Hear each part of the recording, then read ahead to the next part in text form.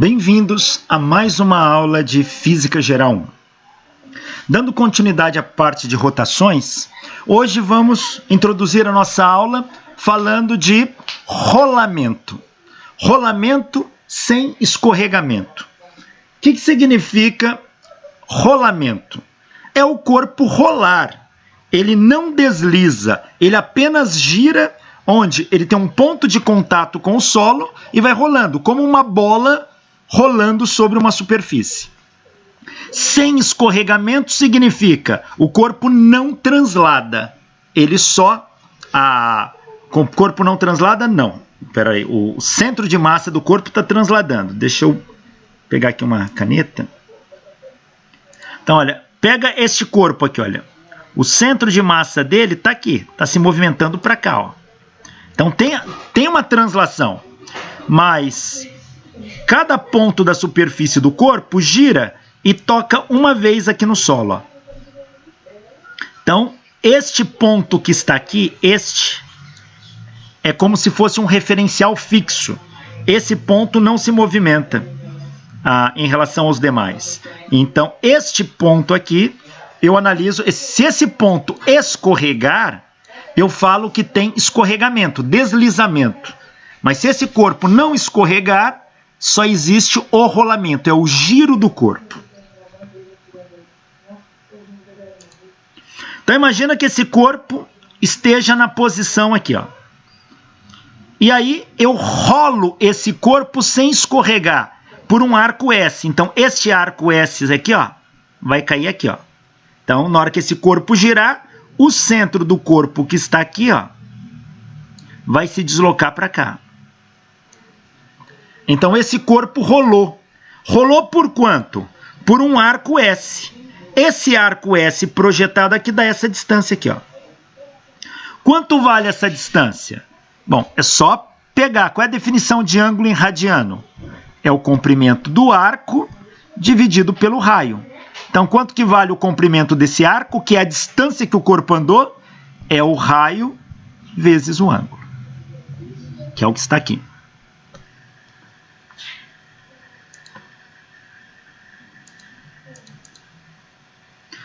O centro de massa do corpo deslocou.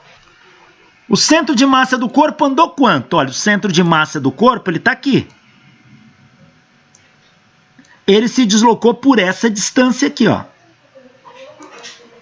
Ele se deslocou daqui até aqui. Mas que distância que é essa? Essa é a distância S. Então, o centro de massa do corpo se deslocou pela distância S. Qual é a velocidade do centro de massa? É a derivada do deslocamento dele, que é a distância S, no tempo. Então, a velocidade do centro de massa é ds dt. Mas quem é S? É r dθ. Então, a velocidade do centro de massa é d dt de S, que é r θ. Espera aí. R é constante. Ele sai da derivada. O ângulo não. O ângulo está variando em relação a esse ponto. Então, tiro o R da derivada e fico assim. R dθ dt. Ora, dθ dt é a variação do ângulo no tempo. É a velocidade angular. É o ômega. Então, a velocidade do centro de massa é R ômega.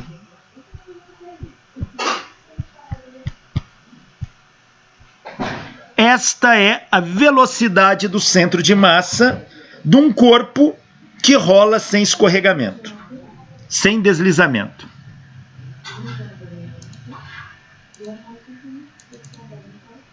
E qual é a aceleração do centro de massa? É a derivada da velocidade do centro de massa no tempo. Ora, é a derivada disso.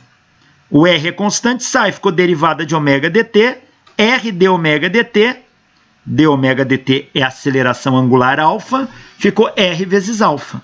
Então, a aceleração do centro de massa, que é uma aceleração linear, ela é R vezes alfa.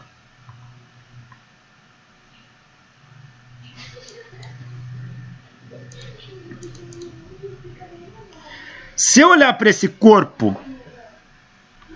se deslocando, quando eu pego pontos da superfície desse corpo, ou pontos dentro desse corpo, não importa, quando esse corpo rola, cada ponto vai descrever um arco. E todos esses pontos vão girar em torno de um ponto comum. Então, se eu pegar num instante um ponto aqui, e esse corpo, a velocidade do centro de massa estiver indo para lá e esse corpo estiver rolando, este ponto vai ter nesse instante uma velocidade v para cá. Ó.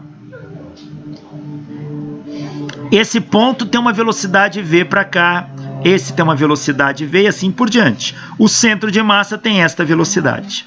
Existe um conceito que a gente estuda numa mecânica mais avançada, chamado centro instantâneo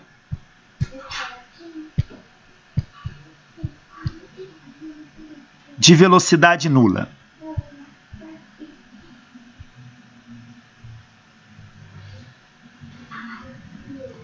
A gente representa por centro instantâneo. O que é isso? É um ponto a partir do qual todos os demais pontos do corpo giram em volta deste. Se eu olhar para o corpo rolando, e eu sei que em relação a um ponto aqui da superfície, nesse instante esse ponto se localiza aqui. Então ele está parado aqui. Então todos os demais pontos vão descrever arcos de circunferência em volta deste ponto. A tendência é sempre essa aqui. Este ponto é chamado centro instantâneo de velocidade nula.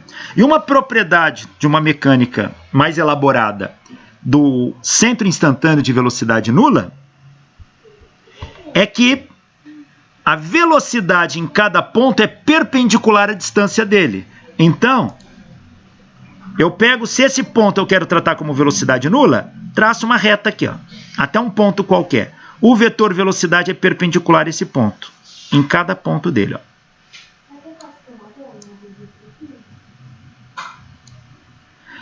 Você fala, mas se for assim, professor, os pontos mais em cima estão com uma velocidade maior. Quanto mais próximo do centro instantâneo, menor a velocidade. Se você fixar uma câmera de filmar neste ponto e olhar para uma roda girando, você vai ver que aqui a velocidade é menor do que aqui. Tem fotografias com roda de bicicleta, onde em cima os raios da bicicleta borram, e embaixo não, porque a velocidade é menor. Então, eu tenho este ponto P aqui. Se eu tomar este ponto aqui como referência, a velocidade do centro de massa aqui é VCM. Aqui é zero. Aqui, como essa distância aqui é o dobro dessa, a velocidade angular é a mesma para todo mundo, se velocidade linear é o raio vezes a velocidade angular. A velocidade angular é a mesma para todos os pontos, exceto o ponto que está no eixo de rotação. Então, a velocidade angular aqui do centro de massa em torno do centro instantâneo é igual à velocidade do ponto P' no centro instantâneo. Mas essa distância é o dobro dessa. Então, a velocidade em P' é o dobro da velocidade do centro de massa, é 2 VCM.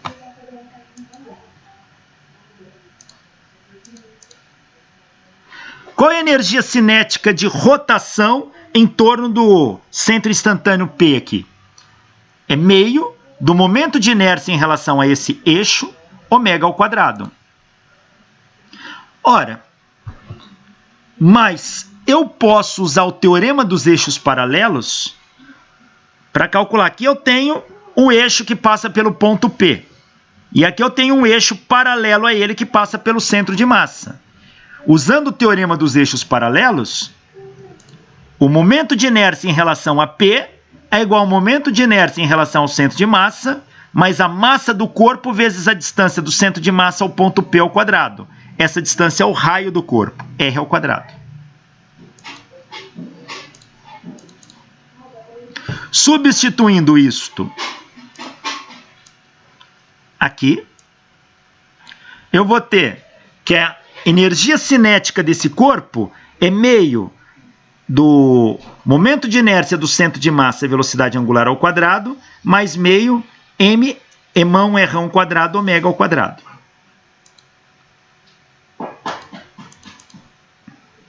Como a velocidade do centro de massa é r ômega, esse r vezes ômega é a velocidade do centro de massa ao quadrado. E eu chego que a energia cinética de um corpo rolando é meio do momento de inércia do centro de massa vezes a velocidade angular do corpo ao quadrado, mais meio da massa vezes a velocidade do centro de massa ao quadrado. Esta é uma relação importante que permite a gente calcular a energia cinética do corpo rolando. Agora, medido do referencial do centro de massa.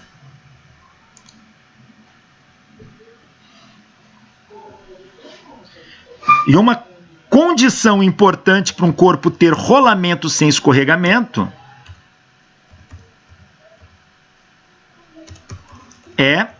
a condição importante é essa aqui, que a velocidade do centro de massa seja r ômega e a aceleração do centro de massa seja r alfa. Porque se o corpo escorregar aqui,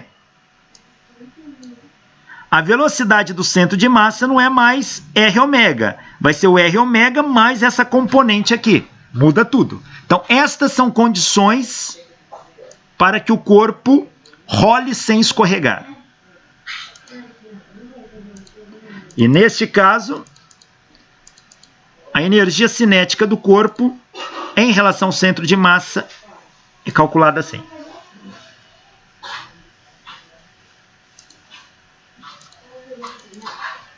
Olha esse problema. Uma bola de boliche com raio de 11 centímetros e massa 7,2 kg rola sem escorregar por uma pista horizontal a 2 metros por segundo. Depois, sobe uma rampa também sem escorregar até a altura h e fica momentaneamente em repouso. Calcular h. O centro de massa dela que estava aqui subiu por uma distância h. Veja, a gente está medindo em relação ao centro de massa. E aqui ela para. Então, ele quer que eu calcule essa altura. Vamos usar a conservação de energia. A energia mecânica inicial tem que ser igual à energia mecânica final. A energia potencial mais energia cinética final tem que ser igual à energia potencial mais energia cinética inicial. Então eu tenho que a energia potencial final é a massa do corpo vezes a gravidade vezes a altura. É emão g vezes o h. A energia cinética final do corpo, ele parou, é zero. É igual à energia cinética inicial do corpo. A energia cinética inicial, o corpo está rolando. Então a energia cinética dele é dada por essa expressão. Meio de mv do centro de massa ao quadrado mais meio i do centro de massa ômega ao quadrado. Estou medindo a velocidade em relação ao centro de massa, que é a energia cinética. E a energia potencial inicial dele, eu tomo aqui como meu plano horizontal de referência. Ó.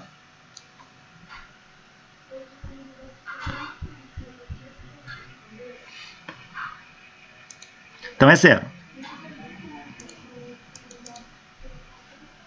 Então, mgh é igual aqui, meio velocidade do centro de massa ao quadrado, mais meio momento de inércia em relação ao centro de massa. Vai lá na tabela. Pega a tabela para uma esfera maciça, qual que é o momento de inércia dela em relação ao centro de massa. Lá na tabela, o momento de inércia está isso. Então, esse é o momento de inércia que eu uso aqui. Somando isto com isso, ó, r quadrado aqui corta com r ao quadrado aqui.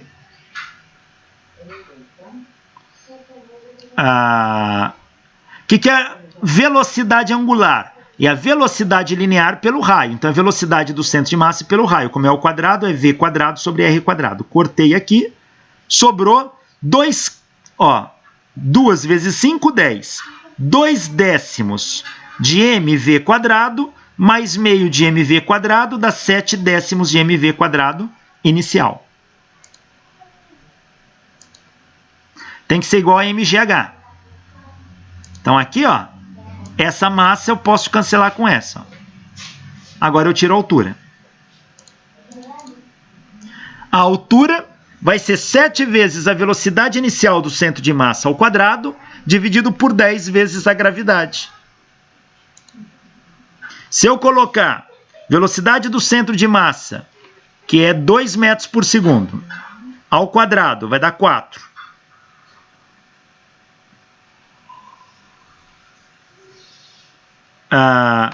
Multiplico por 7, vai dar 28.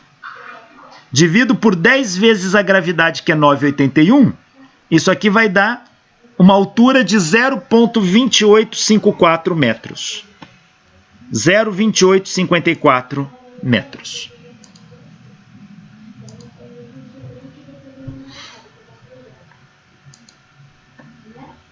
Professor, olha isso. Pois não? O ponto instantâneo de velocidade nula, ele vai ser sempre o ponto de tangência com o chão? No caso da esfera, sim. Tá? No caso da esfera, sim. Pode ser o cilindro também, mas vai ser vários. Pode ser outros corpos. Você tem, por exemplo, um sistema. Imagina que eu tenho uma parede aqui, ó. E aqui eu coloco uma barra.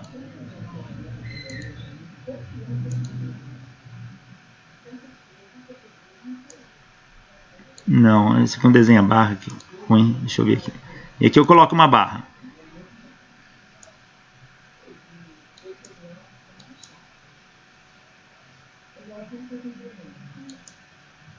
Encostada aqui na parede e no chão. Imagina que essa barra escorregue. Essa parte aqui cai para cá e essa vem para cá. Essa barra rotaciona. Só que ela tem um centro de velocidade nula que é em torno desse ponto que ela está girando. Como é que eu determino? Sempre com aquele critério. Se a velocidade dela é aqui para baixo e aqui a velocidade dela é aqui para frente, a distância do ponto ao centro instantâneo de velocidade nula, ela é sempre perpendicular ao vetor velocidade. Então, basta eu pegar aqui, ó. Daqui eu vou traçar uma reta para cá, ó, que é perpendicular. Desse eu traço uma reta para cá, ó. Aonde eles se encontraram é o centro instantâneo de velocidade nula. Ou seja, essa barra, quando ela cai, na verdade ela está causando uma rotação em torno desse ponto aqui, ó. Sim. Mas nesse caso aí ela estaria escorregando, né? Sim, aqui tá, mas existe uma rotação. É um movimento combinado. Por quê? Essa ponta vai para frente, essa vem para cá. No conjunto, num instante posterior, essa barra vai estar aqui, assim, ó.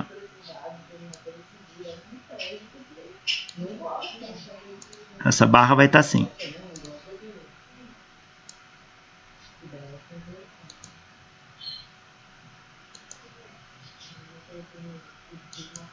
Então, quando ela saiu daqui e veio para cá, na verdade, o centro de massa dela rotacionou.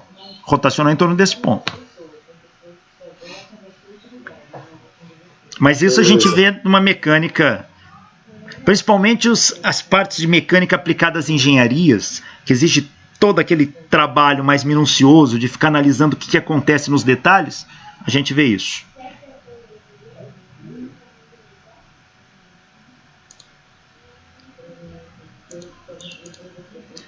Olha esse outro problema. O taco de sinuca atinge horizontalmente a bola branca a uma distância d acima de seu centro. Então, o taco bate aqui na bola. Aqui está o centro de gravidade, o centro de massa da bola. O taco bateu uma distância d acima desse ponto.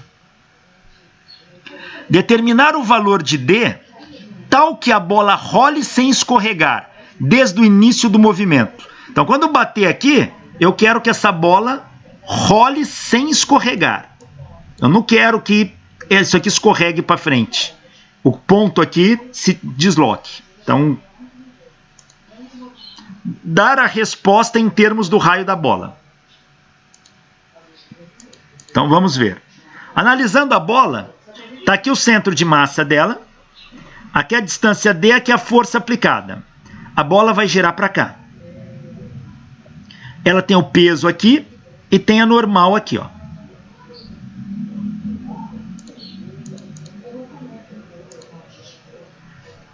O torque, em relação ao centro de massa, essa bola vai rodar, então ela sofre um torque.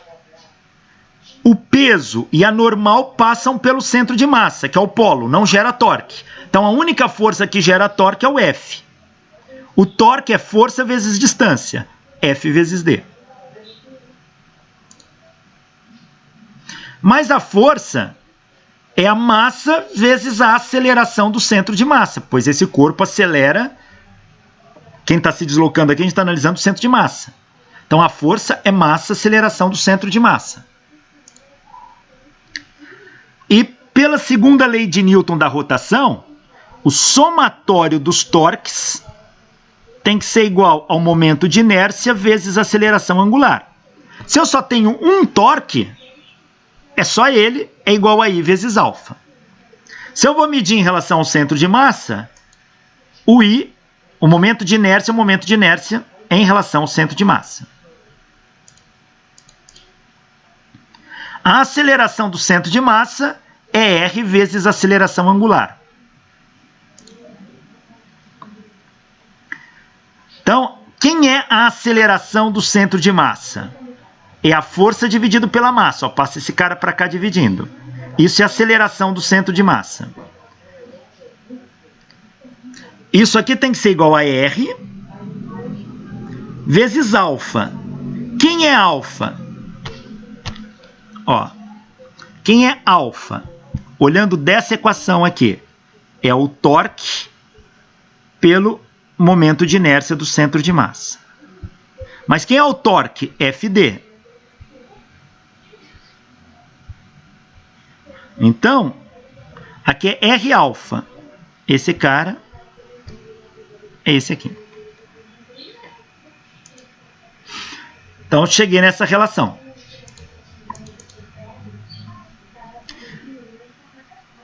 Daqui, olha, a força cancela, passo o momento de inércia para cá, passo o R para cá dividindo, o D é IC sobre MR. O momento de inércia em relação ao centro de massa da esfera é 2/5 de mr quadrado sobre mr quadrado, sobre mr, desculpa, o D dão 2/5 de R. Ou seja, medido a partir do centro, eu tenho que bater na bola a uma distância 2/5 acima dos 2/5 do raio acima do centro da bola.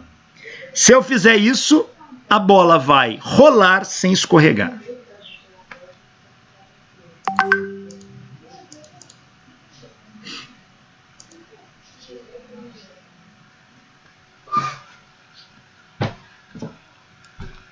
Olha este aqui. Uma bola maciça, homogênea, de massa M' e raio R, rola sem escorregar por um plano inclinado com inclinação θ.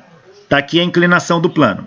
A figura ficou um pouco borrada, mas dá para ver que aqui a bola tem um centro de massa aqui, a velocidade do centro de massa é essa, a velocidade angular é essa, tem o peso para cá e tem a força normal aqui e aqui a altura H. Determinar a aceleração do centro de massa da esfera. Bom, o que eu tenho aqui?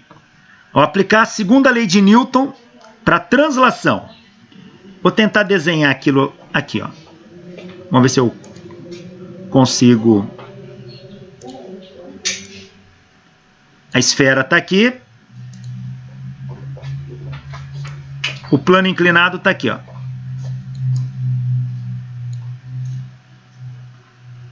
Quem são as forças que agem? Tem peso? Tem. Peso puxa para cá. Aqui é o peso. Aqui é o ângulo θ. Tem normal? Tem. Normal age aqui, ó.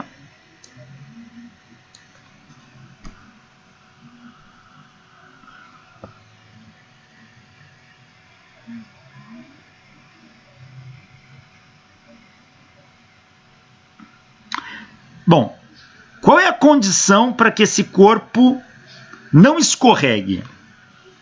Alguém tem que segurar ele. Então tem que ter atrito. Então tem uma força de atrito aqui, ó.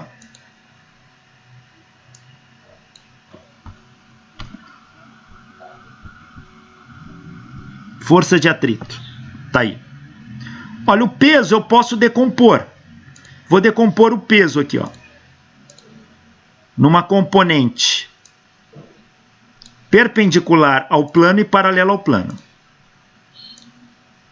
Componente perpendicular ao plano e uma componente paralela. Se você fizer análise, esse ângulo é θ também. Então aqui é P cosseno θ e aqui é P seno θ. Ó, P cosseno θ e normal se equilibram. A normal é o peso mg cosseno θ. Agora, nesse sentido, que é o que o corpo vai descer, como é que eu escrevo a segunda lei de Newton? Somatório das forças é massa vezes aceleração. Então, quem está a favor do movimento menos quem está contra? Quem está a favor? mg seno θ, que é o peso seno θ, menos a força de atrito, chamar de F, é igual a massa do corpo vezes a aceleração do centro de massa, pois ele desce rolando sem escorregar, que é o que está aqui, ó.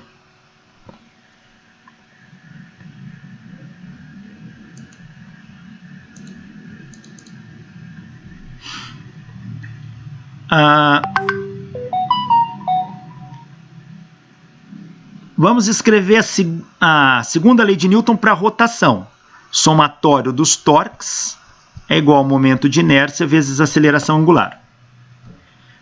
Qual dessas forças aqui está gerando torque? Força normal passa pelo centro de massa. Então, em relação ao centro de massa, não gera torque.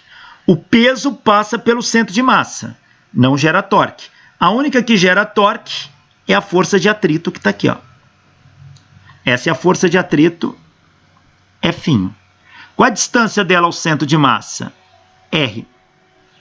Então, só tem um torque. É o I do centro de massa, alfa. Um torque, quem é? A força de atrito vezes R. É igual a I do centro de massa, alfa, que é o que está aqui.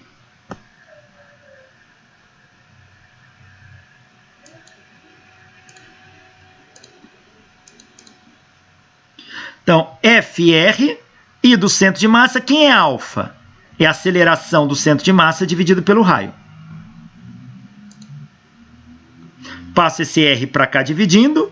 Então, a força de atrito aqui é I do centro de massa vezes a aceleração do centro de massa sobre R quadrado, porque esse R passou para cá. R vezes R, R quadrado. Substituindo aqui, mg seno θ menos ICM ACM R quadrado é igual a M ACM. Daqui, eu passei essa massa para cá dividindo. Massa aqui, ó, cancela as massas, então. Esta massa cancela com essa. Sobra G seno θ. Aqui não tem massa para cancelar, ela vem para cá dividindo. Então, a aceleração do centro de massa ficou G seno θ menos I sobre M' A sobre R quadrado.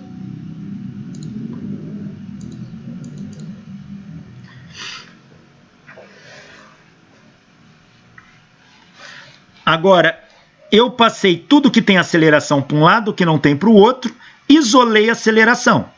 Isolando a aceleração desta equação, eu tenho que a aceleração do centro de massa é 1 sobre 1 mais momento de inércia em relação ao centro de massa sobre mr quadrado, tudo isso vezes G seno θ. Ora, mas para a esfera, o I do centro de massa é 2/5 de mr quadrado. Se eu substituir aqui, ó, põe 2/5 de mr². O mr² cancela, fica 1 mais 2/5, que vão dar 7/5. Inverte, fica 5/7 de g seno θ. Esta é a aceleração com que esse corpo rola, ou seja, com que ele desce esse plano inclinado.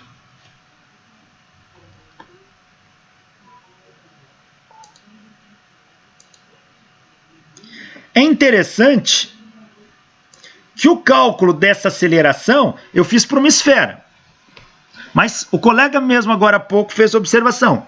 Pode ser para outros corpos. Pode ser para um cilindro, pode ser para um anel, pode ser para uma estrutura romboide, né? Enfim, qualquer corpo que tenha condições mínimas de gerar um rolamento, ele pode rolar plano abaixo.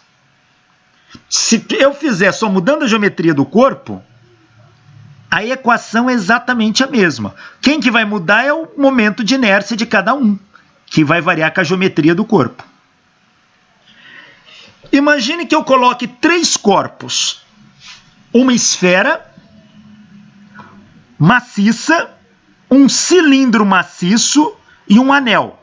Coloque os 3 corpos, suponha os 3 de mesma massa, eu coloco aqui e solto plano inclinado abaixo. Todos eles vão descer. Quem será que chega primeiro ao pé do plano aqui? Ou será que eles chegam juntos? Oi? Pode falar. Eu acho que tem que analisar aí. Bom, a equação aí, né? No fundo, a conta vai mostrar, né? A conta, a equação, veja, quem que vai chegar assim, primeiro? A equação é a mesma, eu digo assim, o resultado dessa conta. O resultado. Isso. O que vai determinar é o momento de inércia maior é do anel, porque a massa está toda para fora, né? Vamos analisar. Então ele chega por último. Então, veja, quem tiver momento de inércia maior, esse cara aqui vai ser maior, concorda? Então, este fator aqui vai ser grande. Somado com um denominador cresce, a aceleração diminui. Quem tiver momento de inércia maior vai ter aceleração menor. Quem acelerar menos, fica para trás. Então, nesta corrida, quem tiver momento de inércia maior, vai chegar por último. Ou vai sempre chegar, vai ser retardatário. Então, vamos analisar, olha. O momento de inércia da esfera maciça é 2/5 de mr². Se eu substituir aqui, ó, a aceleração da esfera dá 5/7 de g seno θ, que é o que nós fizemos no problema anterior. Do cilindro é meio de mr². Se eu substituir aqui, a aceleração do cilindro dá 2/3 de g seno θ. E do aro é mr². Se eu substituir aqui, dá meio de g seno θ. Veja, meio é maior que 2/3.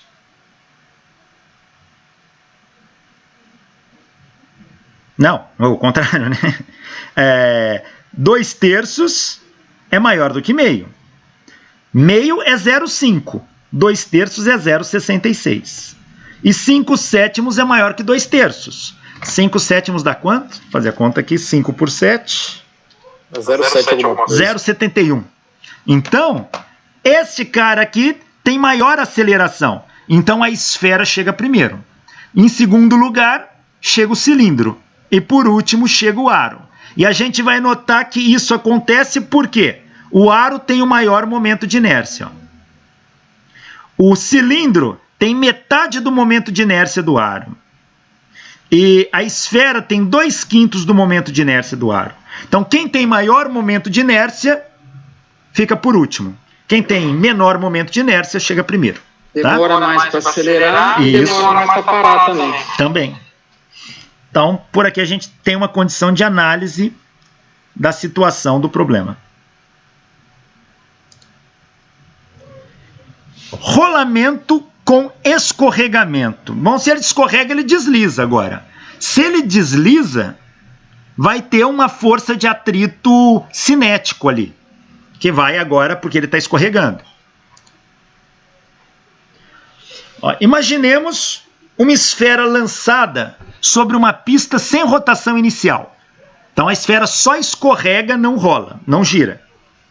À medida que a esfera escorrega, a velocidade linear dela vai diminuindo devido ao atrito cinético. Porque agora tem uma força de atrito cinético aí na jogada, a velocidade dela vai diminuindo. A força de atrito vai contribuir para a esfera principiar a rolar. Eu joguei a esfera, inicialmente ela não rolava, só escorregava. Mas conforme ela ia escorregando, devido ao atrito, a sua velocidade ia diminuindo. Até que chega um momento que sua velocidade diminui e tal, ela começa a rolar. À medida que a esfera escorrega, a velocidade linear vai diminuindo devido ao atrito cinético. A força de atrito também contribui para a esfera principiar a rolar. Então, a velocidade linear diminui e a velocidade angular aumenta, até que a condição VCM igual a R ômega seja satisfeita e o escorregamento desaparece. A partir desse ponto, a bola rola sem escorregar. Então, se você joga uma bola, ela vai deslizando, sem enrolar, o atrito vai fazendo a velocidade dela diminuir. Quando a velocidade linear vai diminuindo, ela vai chegar num ponto tal que a partir dali a velocidade angular começa a aumentar e a esfera começa a rolar. E este é o ponto. Quando a velocidade linear diminuir e atingir este valor, a esfera começa a rolar sem escorregamento agora. Então, isso é feito em duas etapas. Inicialmente, a bola está aqui com movimento escorregando. Então, ela está deslizando. Então, tem uma força de atrito que age nela aqui. Uma força de atrito cinético.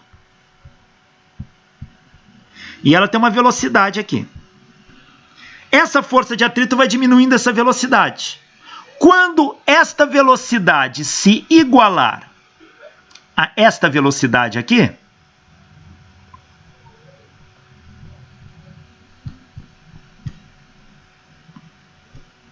quando ela se igualar a essa, começa o rolamento. Aí que ela começa a girar. Se alguém já viu boliche, numa pista de boliche que tem uma camada de óleo, o indivíduo joga a bola, ela escorrega. Em um dado momento ela começa a rolar. É a transição, é quando a velocidade da bola atingiu esta velocidade aqui. Aí ela entra em rolamento. A condição para rolamento é esta aqui.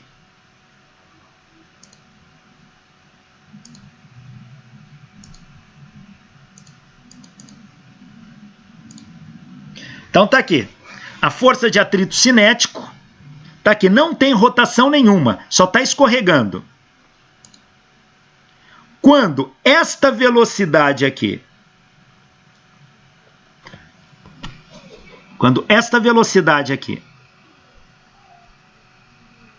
se igualar a isso,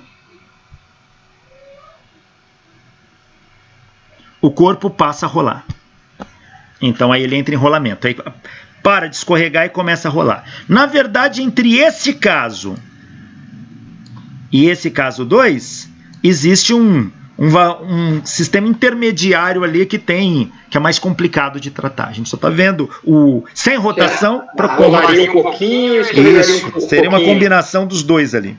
Certo. Era isso que eu perguntar, se esse fenômeno acontecia, se não. Nunca é brusco, né? Nunca isso daqui passa. Uhum. Existe um intervalo, mas é curto, tá? Uhum. Olha este problema aqui. Uma bola de boliche de massa M e raio R é lançada de modo que no instante de contato com a pista tem velocidade horizontal V0 5 metros por segundo e não está rolando, ela só está deslizando. O coeficiente de atrito cinético entre a bola e a pista é 0,08. Calcular, item A, o tempo que a bola leva escorregando até que principie a rolar sem escorregar. Ou seja, quanto tempo a bola leva do início que ela cai na pista até ela começar a rolar. Ela foi escorregando depois de um tempo que ela rola.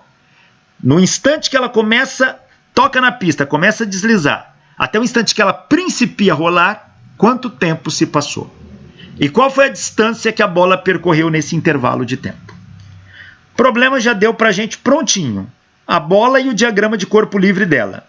Peso, mg, força normal, força de atrito cinético e a velocidade aqui do centro de massa. E colocou um sistema de coordenadas no centro de massa, xy.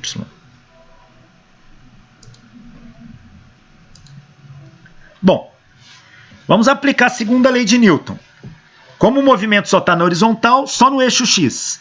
Somatório das forças em x é a massa vezes a aceleração em x. E a aceleração aqui é do centro de massa. Quem é a força que age aqui? Em x, a única força que tem é o atrito cinético. O atrito cinético, ele é contrário ao eixo x aqui, então é menos força de atrito, é igual a massa vezes a aceleração do centro de massa. Somatório das forças em y é massa, aceleração em y. Como não tem o movimento, a aceleração em y é zero, isso tem que ser igual a zero. Então a soma das forças em y dá zero. Como só tem o peso e normal, o peso é igual a normal.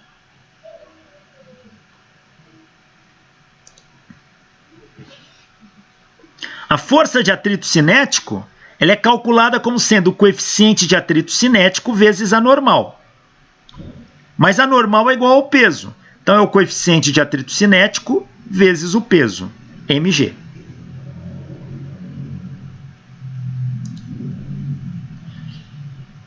Então a força de atrito aqui, ó, menos a força de atrito menos μk/mg é igual a massa do sistema vezes a aceleração do centro de massa.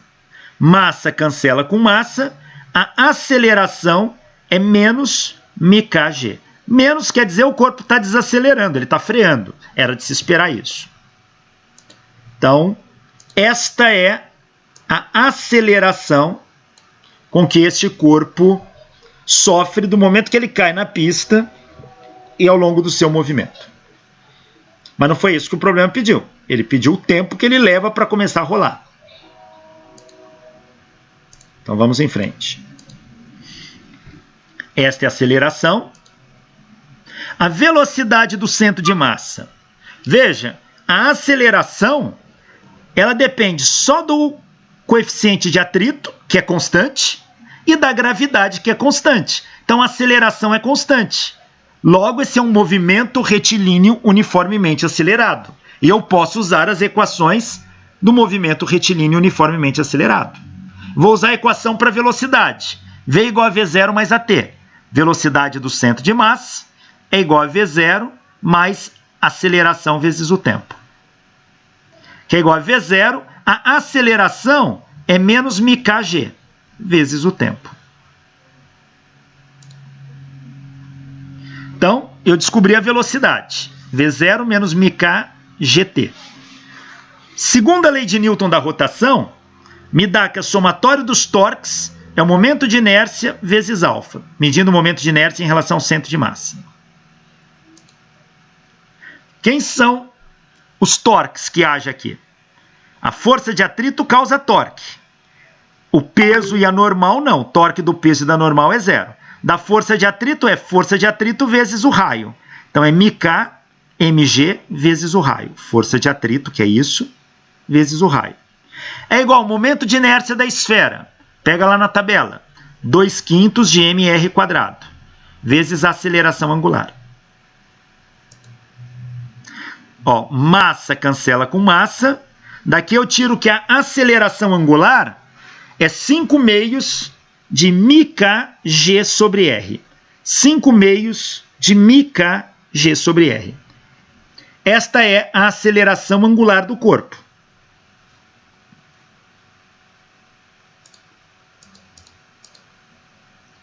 Qual é a velocidade angular?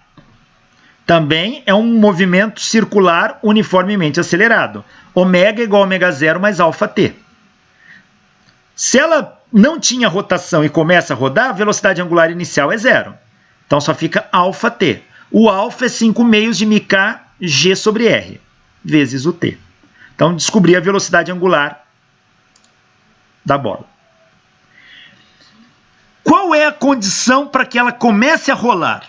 A condição para que a bola comece a rolar é que essa velocidade seja atingida.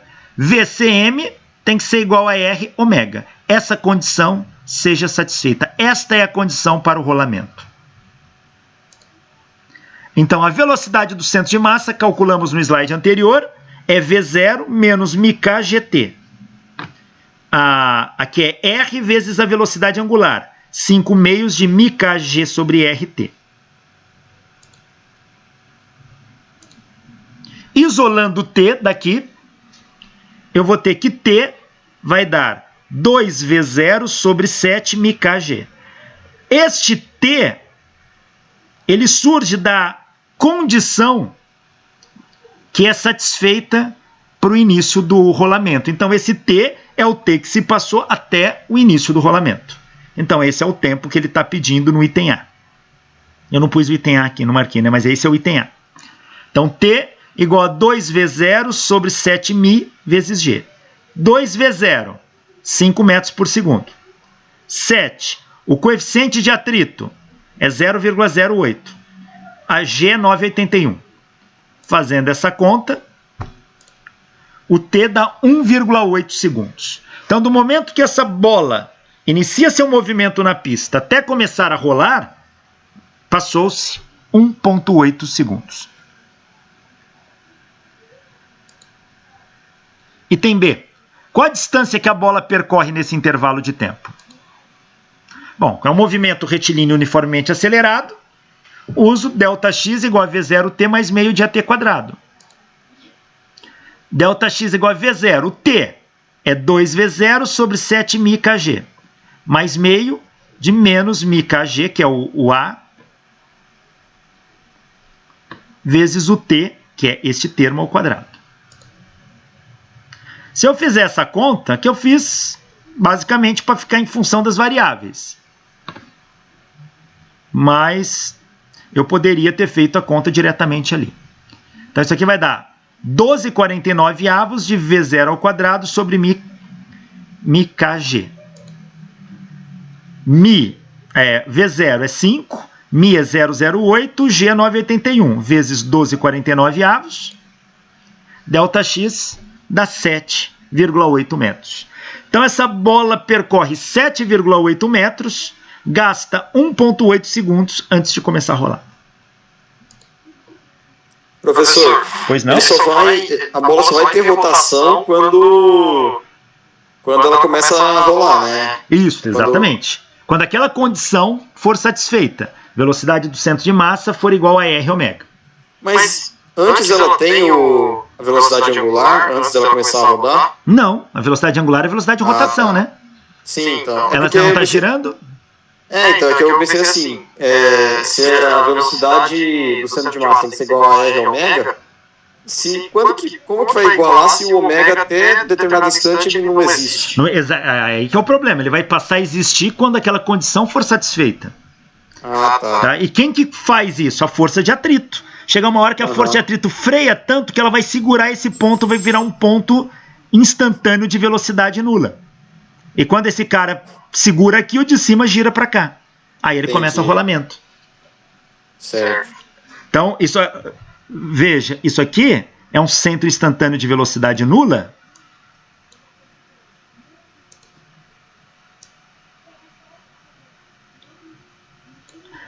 Lembre-se que este ponto aqui, ó, ele não é um centro instantâneo de velocidade nula. Por quê? Porque ele está deslizando. Esse cara está se movimentando para cá. Está tudo escorregando. Só que a força de atrito está freando. Chega uma hora que este ponto para. Quando este ponto para, ele atinge o centro instantâneo de velocidade nula. Aí o ponto de cima que tem uma velocidade 2 vezes o centro de massa, tende a ir para frente. Como esse cara parou, então isso aqui tende a rotacionar para cá. Então, inicia a velocidade angular aí. Ah, certo. Então, quem que provoca então, tudo isso? Quem é que vai fazer esse cara parar? Ela só produz torque quando essa condição for satisfeita. Inicia o rolamento. Exato. Mas então ela atua no centro de massa, então, quando o corpo não rola? Na verdade, não. Ela está atuando neste ponto de contato aqui. É que não faz diferença, né? Quando o corpo não está rolando, a gente pode analisar como você pode tratar como se fosse uma partícula. Você pode pensar que a força de atrito estaria atuando no centro de massa. Não teria problema pensar. Porque você pode entender o corpo como uma partícula. Não está rolando. Todos os pontos dele estão transladando conjuntamente.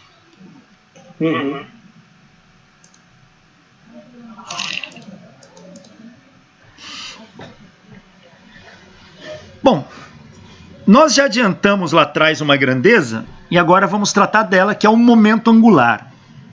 Momento angular, a gente já fez um paralelo. Ele é o análogo do momento linear, só que para rotação. Quem era momento linear? Não era mv? Vamos fazer um paralelo para rotação. Eu vou chamar momento angular de L. Quem faz o papel da massa na rotação? É o momento de inércia. Quem faz o papel da velocidade na rotação? Velocidade angular. Então, esta grandeza é o momento angular.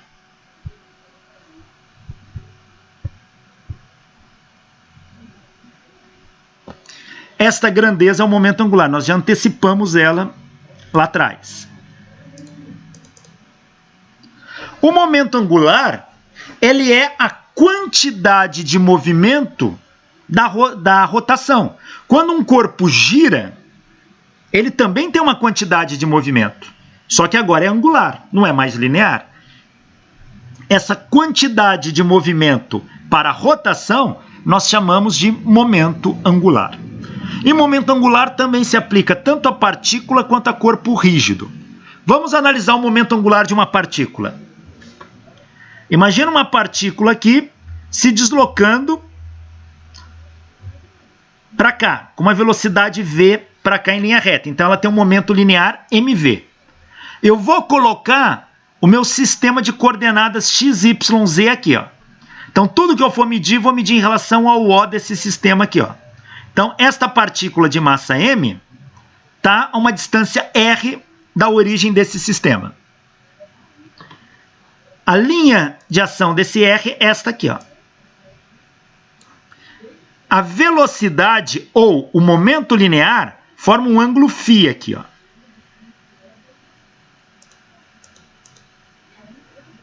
Quem é o momento angular?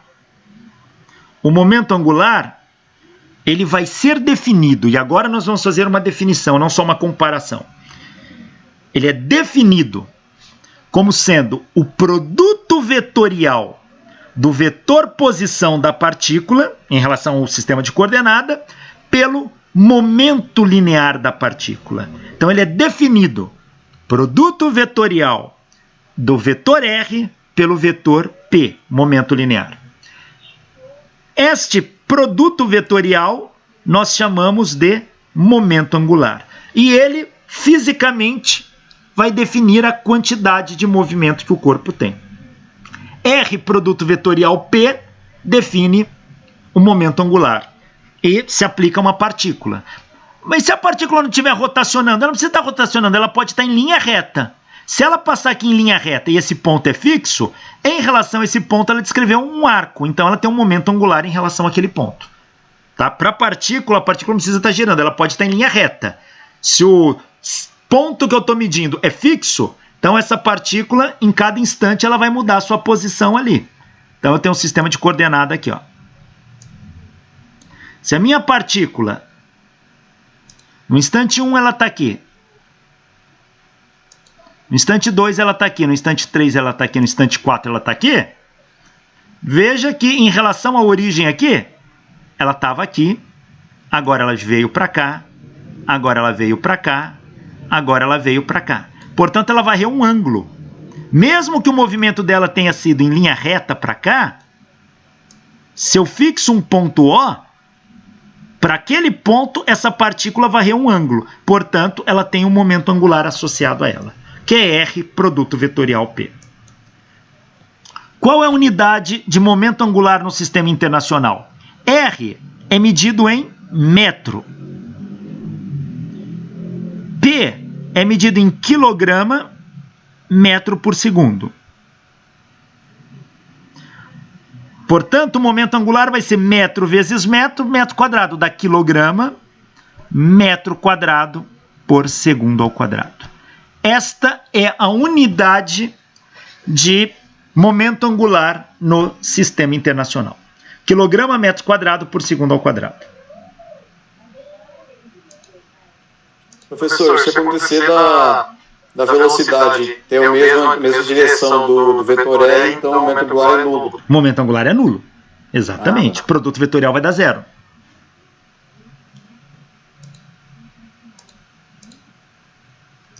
Vamos imaginar a partícula aqui, olha, girando em torno de um ponto a uma distância r. Partícula de massa m e velocidade v. Como o momento angular é um vetor, e ele é r produto vetorial P, coloca a mão direita paralela ao R, gira para o lado do P, o P tem a mesma direção do V, gira para o lado do V, teu dedão está para cima. Então o vetor momento angular ele é perpendicular aqui, ó. Ele é um vetor axial, como o vetor velocidade angular, ó.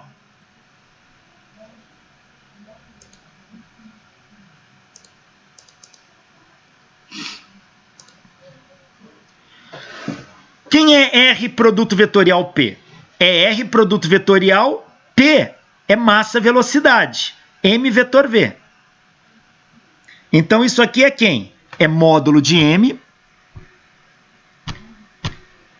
módulo de L é módulo de R, módulo de P, seno do ângulo entre eles. Então L é módulo de R, quem é o P? É MV. Seno do ângulo entre eles. Está aqui. Se o corpo descreve um movimento circular, ó, o R e o V são perpendiculares entre si. O ângulo θ é 90 graus. Seno de 90 dá 1, fica RMV. RMV. Na direção de cá. Espera aí, mas quem é V? V é R ômega. Então, se eu pegar aqui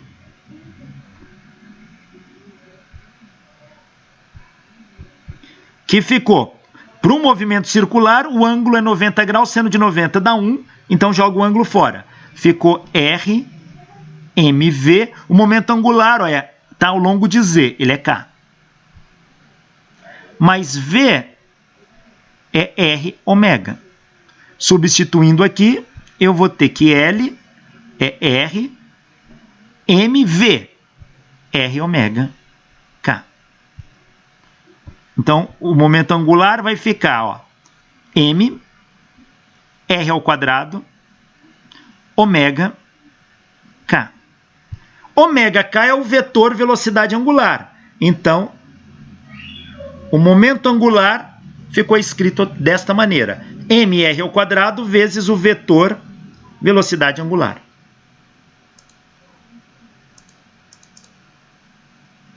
Mas espera aí, para uma partícula, massa raio ao quadrado é o momento de inércia da partícula. Então, o momento angular é o momento de inércia vezes o vetor velocidade angular. Logo, eu posso escrever o momento angular, posso escrevê-lo assim agora, ó. Para uma partícula, eu posso escrever o momento angular é o momento de inércia vezes a velocidade angular.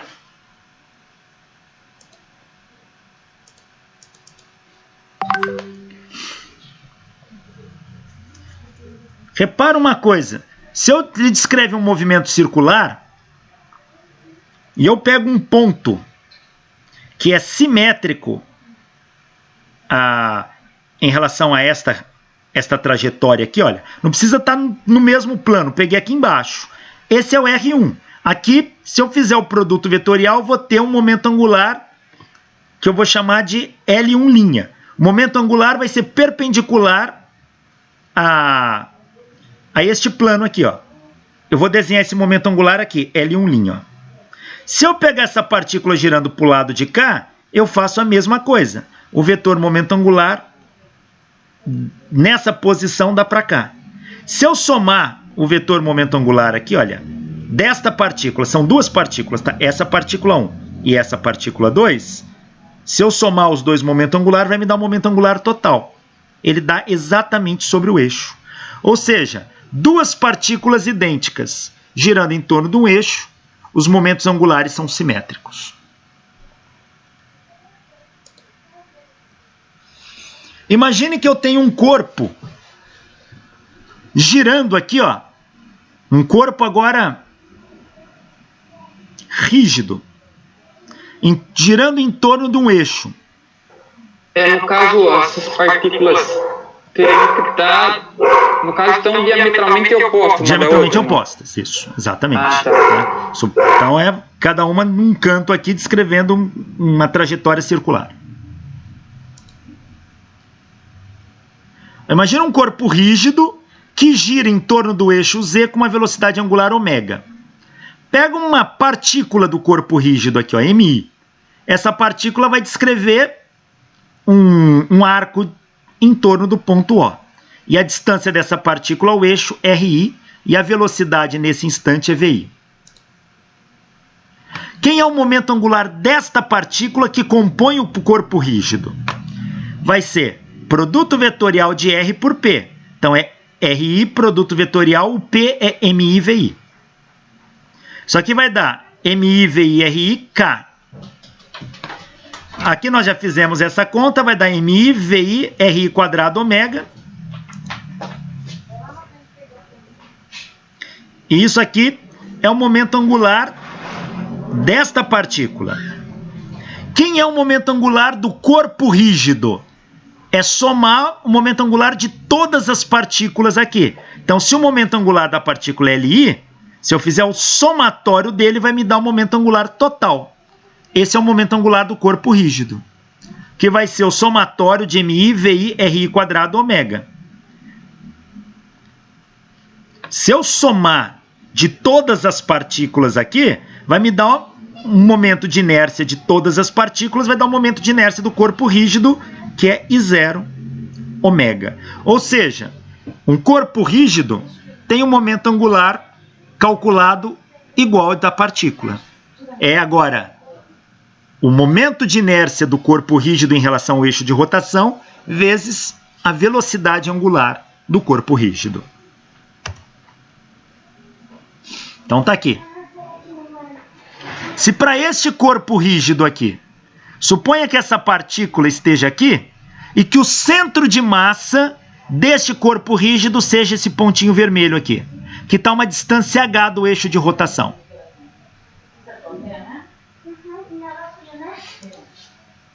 Eu posso aplicar o teorema dos eixos paralelos.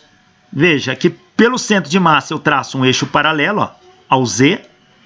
Aplicando o teorema dos eixos paralelos, o momento de inércia do eixo Z é o momento de inércia do centro de massa mais a massa do corpo rígido total vezes a distância entre os dois eixos ao quadrado, que eu estou chamando de H. H ao quadrado.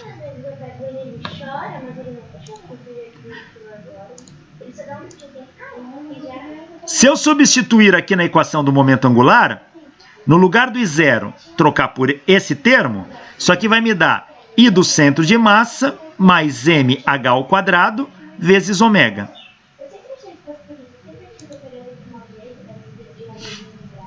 Ora, aplica a propriedade distributiva aqui, ó.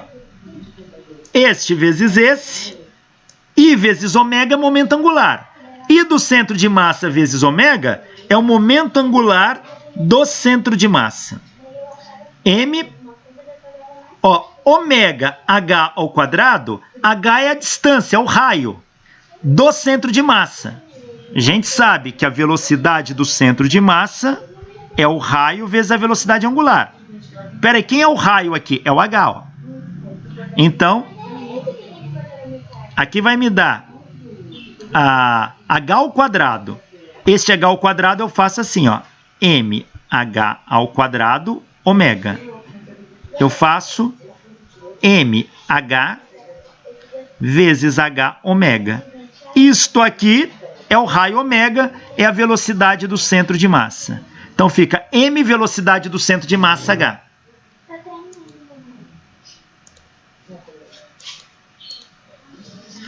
Repara, esta equação nada mais é que o teorema dos eixos paralelos aplicado ao momento angular. Então, o momento angular em relação a qualquer ponto O é igual à soma do momento angular em relação ao centro de massa com o momento angular associado ao movimento do centro de massa. E como que é esse momento angular? É a massa total vezes a velocidade do centro de massa vezes a distância do centro de massa ao eixo de rotação. Tem que ter um vetor aqui porque isso é vetorial. Então, este é o teorema dos eixos paralelos aplicado ao momento angular.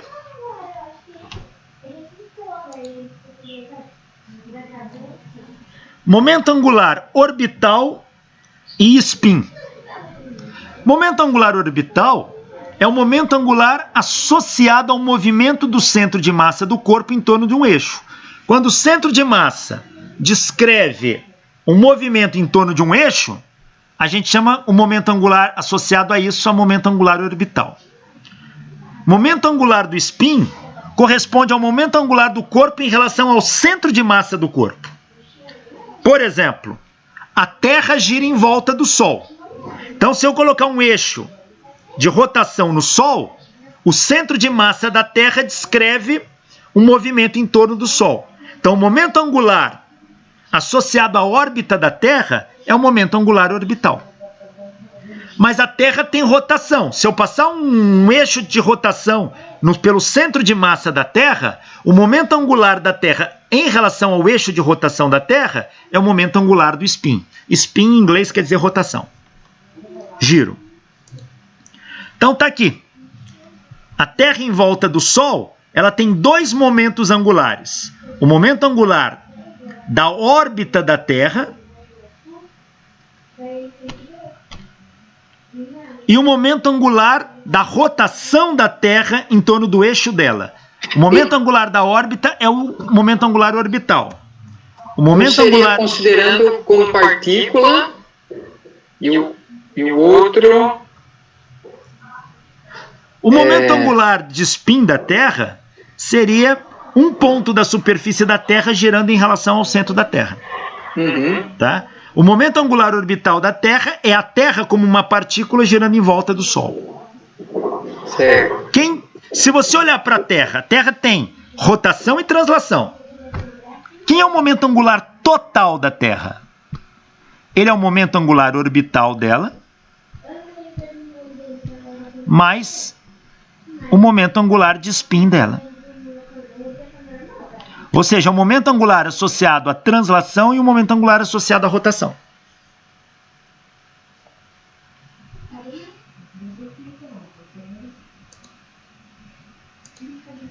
Todo corpo que gira, a gente vai associar momento angular a ele. Tem rotação, tem momento angular. Olha essa bailarina. Ela está girando em torno da ponta do pé dela, o eixo que passa da cabeça até a ponta do pé. Então, essa bailarina tem um momento angular associado a ela, que é a massa da bailarina vezes o raio da bailarina. Qual é o raio da bailarina? A massa dela vai ser distribuída até um centro de massa. É como se o centro de massa estivesse girando em volta desse ponto. Então, o raio é a distância do centro de massa da bailarina até o eixo de rotação, vezes a velocidade linear de giro. Então, o momento angular aqui, em módulo, ele é a massa vezes a velocidade vezes o raio. Tá?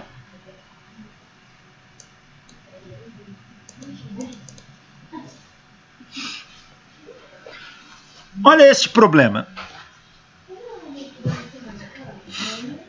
Determinar em cada caso o momento angular para as seguintes situações.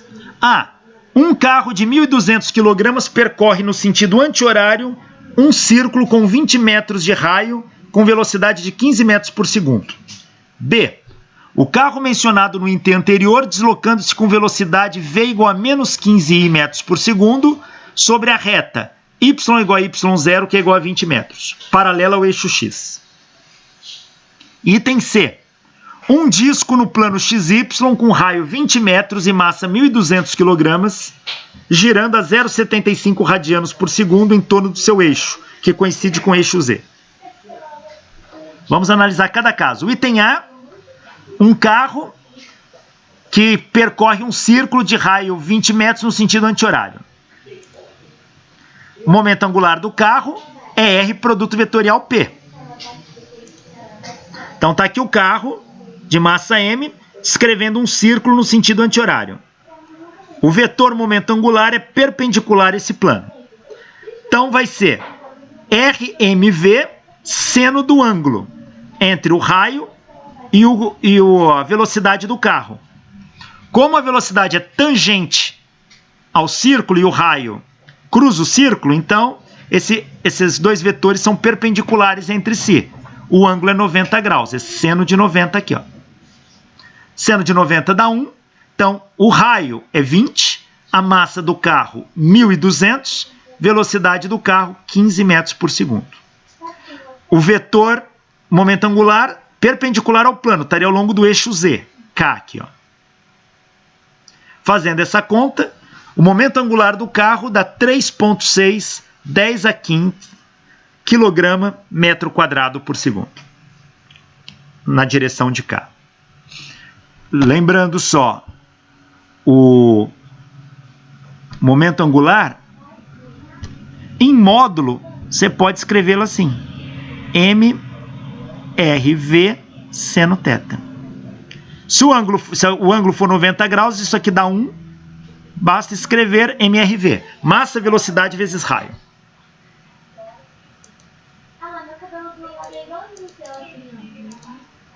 Para o item B, o carro agora está deslocando com uma velocidade menos 15i sobre uma reta, ó. Coordenada 20 metros paralela ao eixo X. Então é isso. O carro está aqui se movimentando nesta reta. Não tem rotação. Fala, professor, não tem rotação. Mas a gente está tratando o carro como uma partícula. Neste caso, o carro, ao se deslocar, esse vetor R aqui vai mudando, ó. Então, como está variando um ângulo, eu posso associar um momento angular aqui, ó. Momento linear dele, mv, como a velocidade é menos 15i, é menos mvi.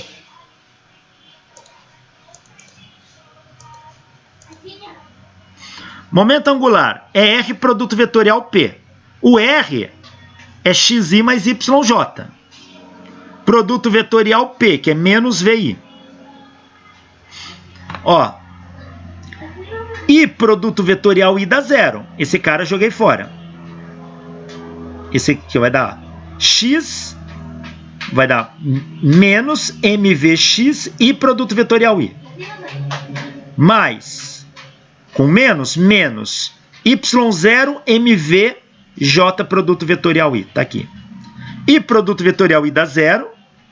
J produto vetorial I dá K. Dá menos K, né? É menos K? É. IJK, IJ. Então, J produto vetorial I dá menos K. Então, aqui deu menos K. Aqui deu zero. Menos com menos fica mais. Deu Y0 MVK. Y0 é 20. M é 1.200. Velocidade é 15. Fazendo a conta, 3,6 10 a quinta metro quadrado por segundo K.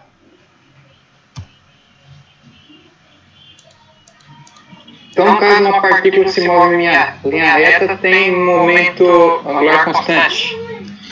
Nesse caso é para ter momento angular constante. Se Bom, vai depender tipo de movimento que ela está fazendo, onde que eu coloco o referencial. Porque o vetor R vai mudando.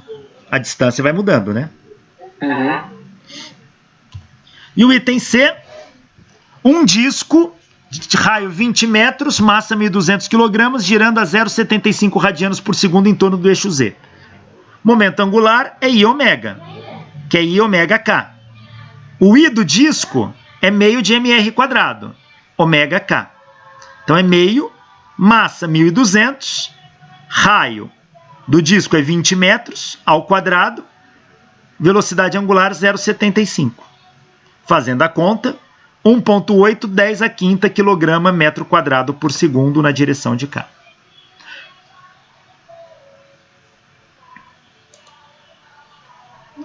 Existe uma relação direta entre torque e momento angular.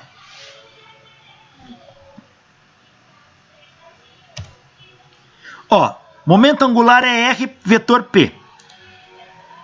Se eu derivar no tempo isso, a derivada de L no tempo é a derivada, ó, derivada do produto. É a derivada do primeiro vezes o segundo, mais o primeiro vezes a derivada do segundo. Só cuidado que esse vezes é produto vetorial, não pode alterar a ordem.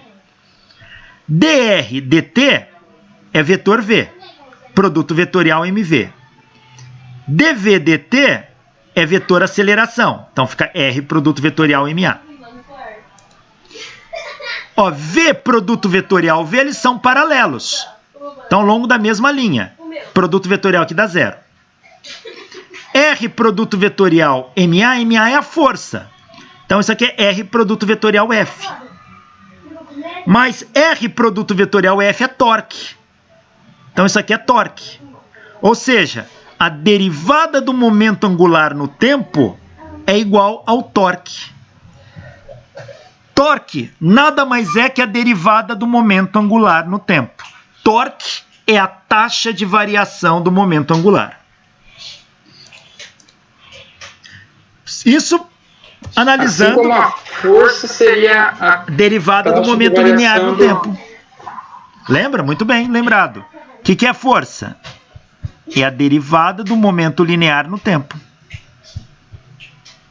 Torque é a derivada do momento angular no tempo. Então, se eu pegar para uma partícula, o torque sobre aquela partícula é a derivada do momento angular da partícula no tempo. Para um sistema de partículas, cada partícula tem seu momento angular. O momento angular, por ser vetor, o total é a soma deles, soma vetorial. Então, o momento angular da primeira partícula, mais da segunda, mais da enésima partícula, me dá o momento angular total, que é a somatório de todos os momentos angulares das partículas que compõem um corpo. A derivada do momento angular total no tempo é a derivada do somatório de todos os momentos angulares de cada partícula no tempo. Mas a derivada do momento angular de uma partícula no tempo é o torque da partícula. De todos, vai dar o torque, vai ser o somatório de todos os torques.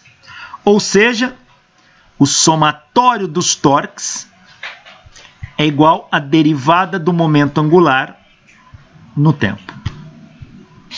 Esta é a segunda lei de Newton aplicada à rotação, aqui mais especificamente ao momento angular. A segunda lei de Newton é somatório das forças, é massa vezes aceleração, que é a derivada do momento linear no tempo. Para sistemas que tenha rotação, que tem momento angular, o somatório do torque é a derivada do momento angular no tempo. Então, esta é a segunda lei de Newton para rotação expressa com outra cara. Então, eu posso escrever a segunda lei de Newton para rotação assim. Somatório dos torques é igual a I vezes alfa. Isso é equivalente a somatório das forças, que é igual a massa vezes aceleração. Ou eu posso escrever assim: somatório dos torques é a derivada do momento angular no tempo, que é equivalente a esta aqui. Equivalente quero dizer similar. Somatório das forças igual a derivada do momento linear no tempo.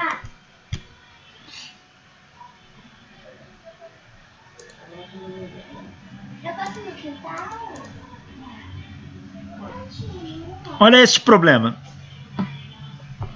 Uma esfera de massa M1 e um bloco de massa M2 são conectados por um fio ideal que passa por uma polia de massa M e raio R, conforme a figura. O bloco desliza sobre uma superfície horizontal sem atrito. Determine a aceleração linear do sistema. Vocês já sabem fazer isso, tá? Vocês têm que levar em conta, aplica a lei de Newton para translação para o corpo M2 para o corpo M1 e a lei de Newton para rotação na polia. Nós já fizemos isso. Só que agora nós vamos fazer de uma outra maneira. Olha, vamos ver quem tem momento angular aqui. O momento angular total desse sistema vai ser o momento angular do corpo de massa M1, o momento angular do corpo de massa M2 e o momento angular da polia somados. Veja, eu tenho que medir isso em relação a quem? Em relação a um eixo de rotação, que é o da polia. Então, o momento angular do corpo M1 é massa 1, velocidade, vezes a distância R ao centro de rotação, que é essa aqui, ó. Então, é essa distância aqui. R. Do M2, é essa distância aqui. Também R. Massa de 2, velocidade, vezes o raio. O momento angular da polia é a massa da polia vezes a velocidade vezes o raio de giro da polia.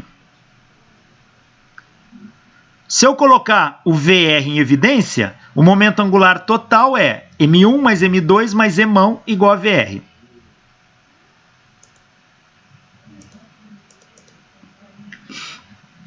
A somatória dos torques externos tem que ser igual à derivada do momento angular no tempo. Quem vai gerar torque de fato nesse sistema? Bom, quem gera torque, se eu considerar esse sistema como um único sistema aqui, ó,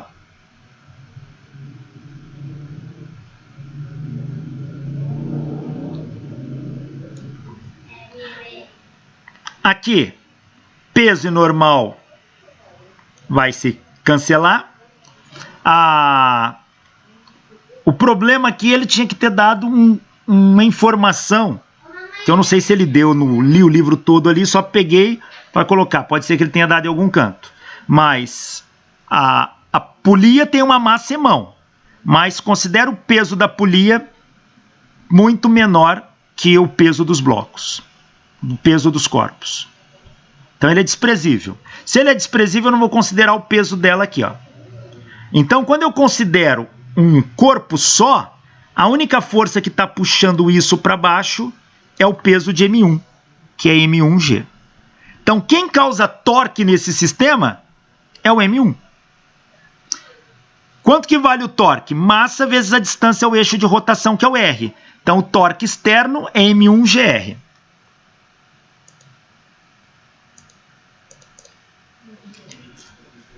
Então, aplicando nessa equação, soma dos torques externos, que é M1GR, é igual a derivada no tempo do momento angular total. M1 mais M2 mais Emão VR. Então, M1GR, a soma das massas são constantes psi, R é constante psi, a derivada da velocidade no tempo da aceleração. Isso é aceleração. Se esse aqui é a aceleração, isola ela e nós vamos ter isso aqui, que é a aceleração desse sistema da M1G sobre M1 mais M2 mais Emão.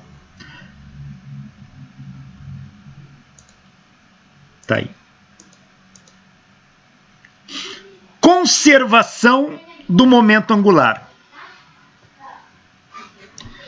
Esse é o mesmo resultado que a gente encontrou Se você fizer por outro caminho, vai ter que dar a mesma coisa.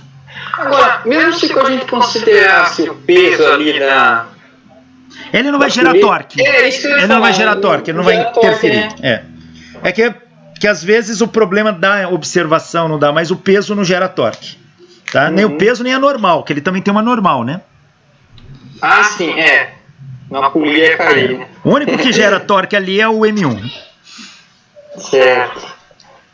Pessoal, o momento angular, ele é o análogo do momento linear para rotação.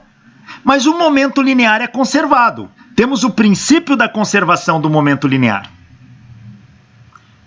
Então, se o momento angular é um análogo, existe também um princípio da conservação do momento angular. Vamos vê-lo. Veja.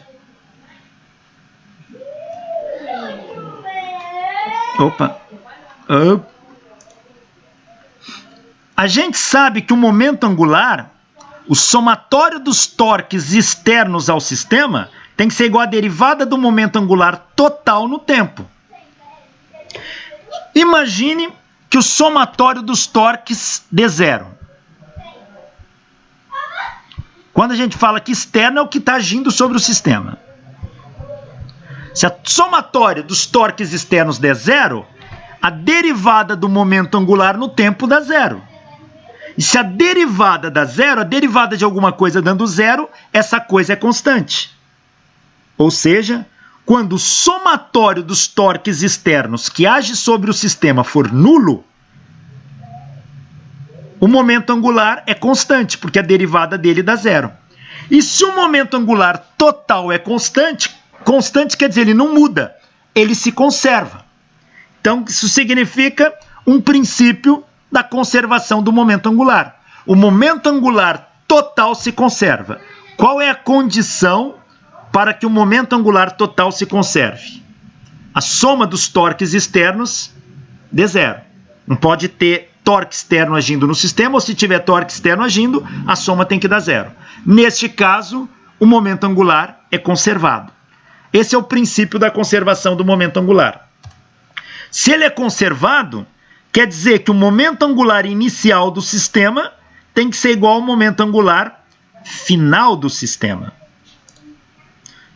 Como o momento angular é I ômega, então I inicial, ômega inicial, tem que ser igual a I final, ômega final.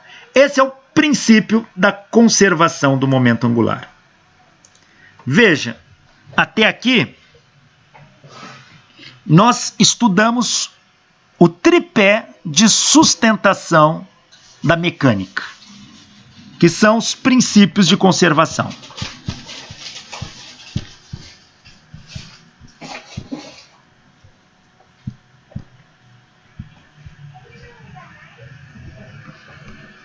A gente estudou o princípio da conservação da energia.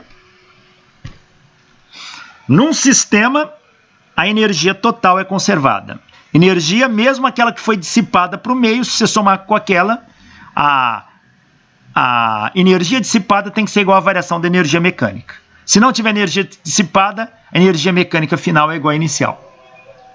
Se não tiver forças externas agindo sobre o corpo, ou essas forças forem desprezíveis, se a soma das forças for nula, o momento linear é conservado.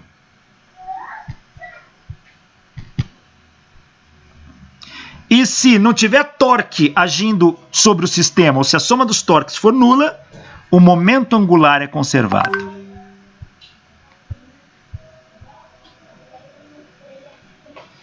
Então, o físico olha para isso e tudo que ele vai analisar, ele parte desses pressupostos. Ele toma isso como uma verdade. Nunca encontraram qualquer violação nesses princípios. Então, ele se aplica a tudo.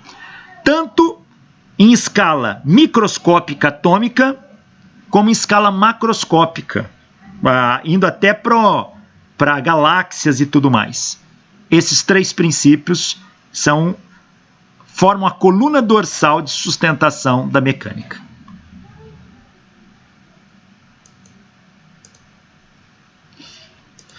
Tem rotação? tem momento angular. Soma dos torques que agem sobre o sistema dá zero, o momento angular se conserva.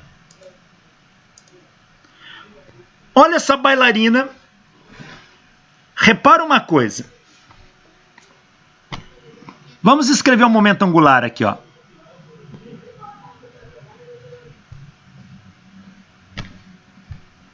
Olha a bailarina aqui. O momento angular dela é a massa vezes a velocidade vezes o raio. O raio tem a ver com a distribuição do centro de massa em torno do eixo de rotação. Quando ela gira com o braço aberto, ela tem um raio. Se não tem nenhum torque externo agindo sobre ela, tem o peso e a normal agindo nela só, que passa pelo eixo de rotação, não gera torque. Então, eu posso afirmar que não há nenhum torque agindo sobre ela externo. Se não tem torque agindo sobre ela externo, o momento angular da bailarina se conserva. Se ela fecha os braços, ela diminui o raio dela. A massa da bailarina não muda. Mas se ela fecha os braços, o raio dela diminui. O momento angular tem que ser constante. Se isso aqui diminui e esse não muda, a velocidade dela tem que aumentar. Então, quando ela gira os braços, repara que quando ela fecha os braços, a velocidade de giro aumenta. Isso por que aumenta? Para conservar o momento angular. Olha aqui dá para ver melhor. Quando ela fecha os braços, você vê que a velocidade de giro dela aumenta. Se o raio diminui, a velocidade aumenta para conservar o momento angular. Aqui fica mais fácil de ver.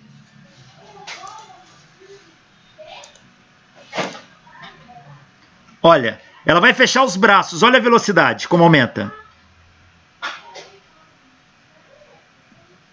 Tá aí.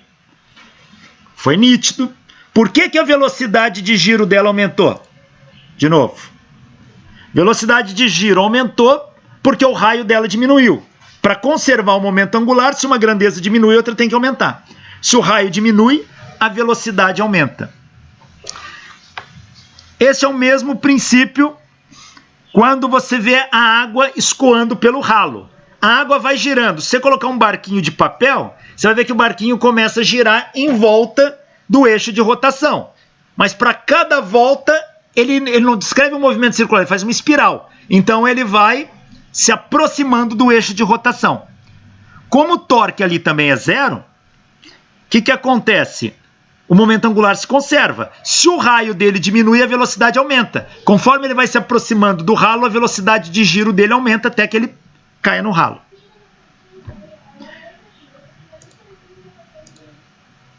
Existe um experimento didático que a gente passa em aula, dá para alunos fazer, que é colocar a pessoa sobre um banquinho giratório com 2 halteres na mão. Quando ela fecha os braços, a massa não muda, mas o raio muda. E aí a velocidade aumenta. Ó. De lento, fechou os braços, a velocidade aumentou. Isso acontece para obedecer o princípio da conservação do momento angular. Então, o momento angular é uma grandeza importante na rotação e ela se conserva. E o estudo dela facilita muito.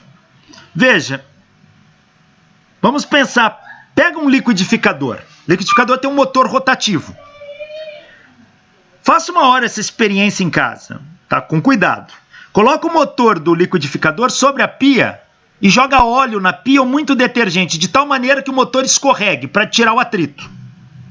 Deixa o botão ligado, mas fora da tomada. Ele está parado. Se ele está parado, o momento angular é zero. Agora enfia o plug na tomada. Na hora que você enfiar, liga o motor. O motor vai girar para um lado.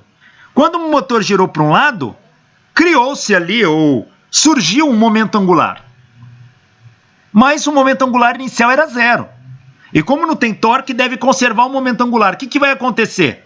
O corpo do liquidificador tende a girar para o lado contrário para neutralizar o momento angular, gerar um momento angular no sentido oposto. Então, por que isso não acontece normalmente? Porque o atrito gera torque e aí você acaba não tendo isso. Por que que um helicóptero tem aquele rotor na cauda? Porque as pás giratórias de cima do helicóptero, quando ela gira, ela produz um momento angular. Mas se o helicóptero saiu do repouso, o momento angular era zero. Então, ele deve continuar zero. Quando gira aquilo, para girar para um lado, o momento angular do corpo do helicóptero vai ser no oposto, no sentido de neutralizar. Então, se um helicóptero está aqui, ó,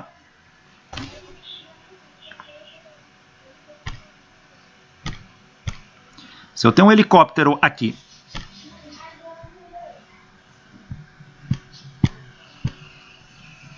se essas pás giram para cá, vai produzir um momento angular para cima. Como o helicóptero, antes de tudo, estava parado, o momento angular era zero. Quando isso começa a girar, produz esse momento angular.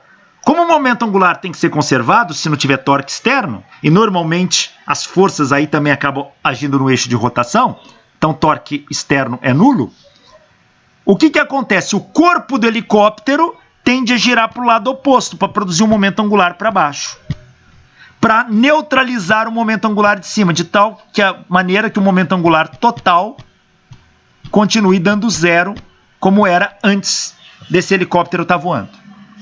Aí o que se faz para compensar? As pás giratórias giram para um lado, o corpo do helicóptero gira para o outro. Para compensar isso, instala-se um rotor na cauda. Esse rotor, ele vai girar de tal maneira que ele vai produzir um torque para cá, neutralizando esse princípio e equilibrando o helicóptero.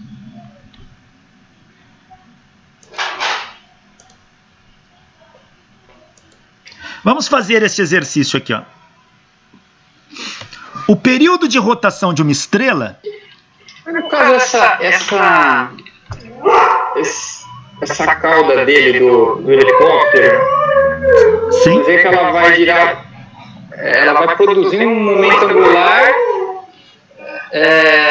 vamos dizer assim, do desenho que a gente desenha, o da pá lá em cima para cima, né? O momento angular aqui gira para cá. Esse aí... O da cauda entraria ou sairia do papel, né? Isso, o momento angular dele vai estar para cá. Eu não teria que gerar um momento na mesma direção, no sentido oposto? Então, o problema é que na hora que esse cara girar, ele vai produzir um momento angular para cá. Se ele produz um momento angular para cá, e isso aqui não tinha movimento, vai haver uma tendência disso aqui também girar ao contrário. Mas na hora que ele começar a girar isso aqui, ele torce inicialmente o helicóptero para cá. Tá? Ou, na verdade, ele vai torcer no sentido contrário do que o helicóptero tenderia. Porque o helicóptero já tem um movimento rotacional para cá. E se esse momento angular puxa para cá, isso aqui vai gerar um torque. Então, veja, essa pá aqui vai gerar uma força que empurra nesse lado contrário. A força em relação a esse eixo de rotação produz um torque para cá. Ele vai ter seu momento angular também. Mas o que vai interessar aqui é o torque que ele produziu, que vai compensar, agora que tem o torque não é mais nulo. Portanto, o momento angular não se conserva mais. E aí tudo se equilibra. O desenho ficou muito rabiscado. Olha esse problema. O período de rotação de uma estrela é de 30 dias e seu raio 10⁴ quilômetros. Num dado momento, essa estrela sofre uma explosão em supernova, transformando-se numa estrela de nêutron de raio 3 quilômetros. Determine o período de rotação da estrela de nêutron. As estrelas de grande massa podem explodir, chamada explosão em supernova, e o que resta dela é um núcleo muito pequeno, tá? De tamanho aí, da ordem de quilômetros mesmo, poucos quilômetros. Este núcleo vai ser tão denso que prótons e elétrons se fundem, formando só nêutron. Então isso chama-se estrela de nêutron.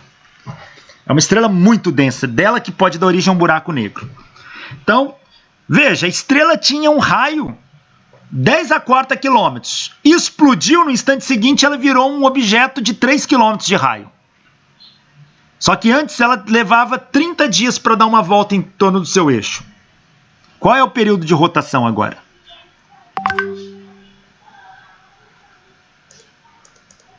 Veja, para uma estrela girando, se eu considero a condição, ela tinha um giro antes, e esse giro era constante, eu posso associar um momento angular àquele giro.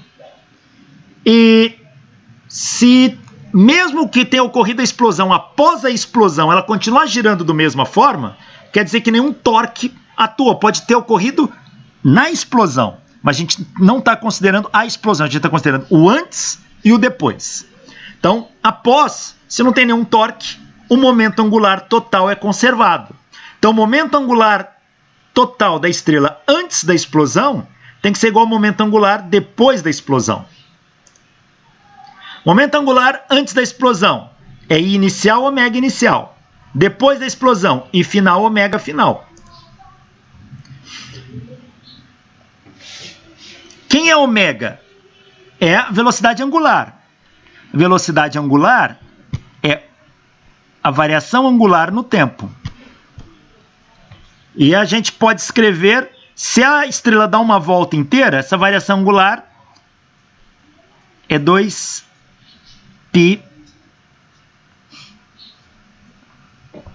Isso aqui vai ser 2π radianos, né? Então, uma volta inteira são 2π radianos. O tempo para dar uma volta a gente chama de período, é t. Então, a velocidade angular é 2π sobre t. Então, t é o período de rotação. 2π sobre t inicial é igual a IF 2π sobre t final. Então, aqui, quem é o momento de inércia? A estrela é uma esfera. Aqui, o autor do livro ele fez até, ele chamou de K o fator. É sempre alguma coisa mr quadrado. Pode ser 2/5, 2/3, ele chamou de K, porque o número aqui é constante. É K mr quadrado inicial vezes 2πTI é igual a K mr final ao quadrado 2πf. Não importa o número que vai multiplicar aqui para o momento de inércia. É o mesmo dos dois lados. Só que corta. Isto aqui corta. E aí eu vou ter que o tempo da rotação final da estrela, que agora é a estrela de nêutron, é o raio da estrela de nêutron ao quadrado pelo raio da estrela inicial ao quadrado vezes o tempo inicial. O tempo inicial era 30 dias. O raio final é 3 km. O raio inicial é 10.000 km ao quadrado. Fazendo essa conta, essa estrela rotaciona agora, período de rotação é de 2,7 vezes 10 a menos 6 dias. Se eu converter isso em segundos, essa estrela agora dá uma volta em torno dela a cada 0,23 segundos, em 23 centésimos de segundo. Professor, pois mas não? quando a estrela explode, ela não perde massa? Perde massa. Mas aí a gente considerou que ela teria a mesma massa. Não. A estrela ela perde massa que ela vai jogar fora. Mas ela joga fora essa massa onde? No núcleo. Ela vira estrela de nêutron. O núcleo é muito denso. E ele tem quase que a densidade, a quantidade de massa acumulada ali é muito alta. Então a gente está desprezando essa variação. Se você fizer o cálculo levando em conta toda a massa perdida, não dá muito diferente disso. Só que fica bem mais complicado. Entendi. Porque a estrela de nêutron, muita da massa vai formar essa estrela de nêutron. Não é só o núcleo dela. Grande parte da massa impregnou nela, gerando uma pressão absurda. É como se, em vez da estrela explodir, ela encolhesse instantaneamente. Sai de 10.000 quilômetros, ela encolhe para 3 quilômetros.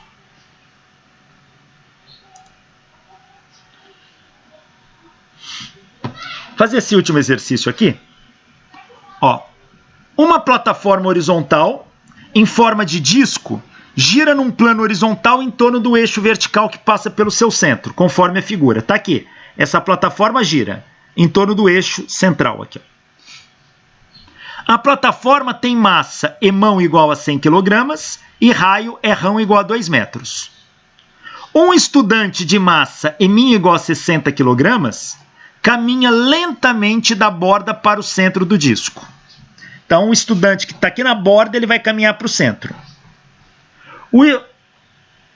Se a velocidade angular do sistema é 2 radianos por segundo quando o estudante está na borda, qual a velocidade angular do sistema quando o estudante se encontra na posição meio metro do centro? Essa plataforma girando com o estudante em cima aqui na borda, ela gira a 2 radianos por segundo. Mas esse rapaz andou enquanto ela girava. Quando ele chegar a meio metro do centro, qual é a velocidade angular desse sistema?